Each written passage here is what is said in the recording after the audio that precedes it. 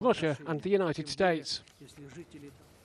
Peter Zalmayev is director of the Eurasia Democracy Initiative. That's a think tank based in the United States. He joins us now from New York. Welcome once again to Al Jazeera. Now, as the U.S. is considering arming Ukrainian forces, France and Germany are pushing a new peace initiative. Is this a rift between them or some sort of carrot and stick, good cop, bad cop situation?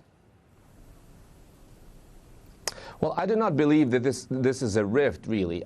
You have to consider several factors that distinguish the U.S. policymakers from European policymakers vis-a-vis the situation with Russia and Ukraine. You have to consider that in the U.S. there's long been a very antagonistic lobby that has always been quite harsh in its response to whichever shenanigans that come from Moscow, big or small. You have to consider, first of all, Senator McCain, who is the chairman of the Armed Services Committee, and some of his colleagues who have been very active proponents of the idea of arming Ukraine. You also have to consider a large Ukrainian-American community here in the U.S., along with other friends of Ukraine who've been actively lobbying the idea of armaments for Ukraine.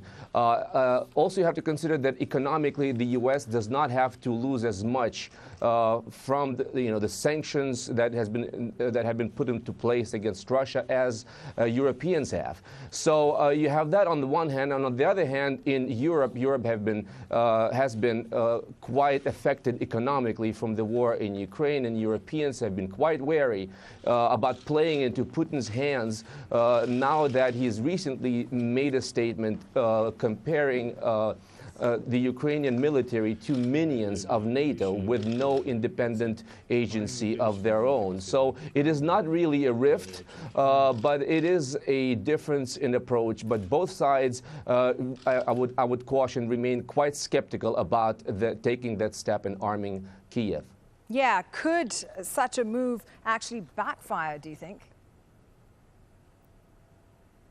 It could backfire, and I think that some of the signals coming from Moscow have been quite troubling. Once again, the one that I referred to, Mr. Putin's statement, and some of the other statements made by Russian officials lately that would consider this a provocation and would consider that a new chapter in the hostilities. The Europeans are wary that this could lead to not just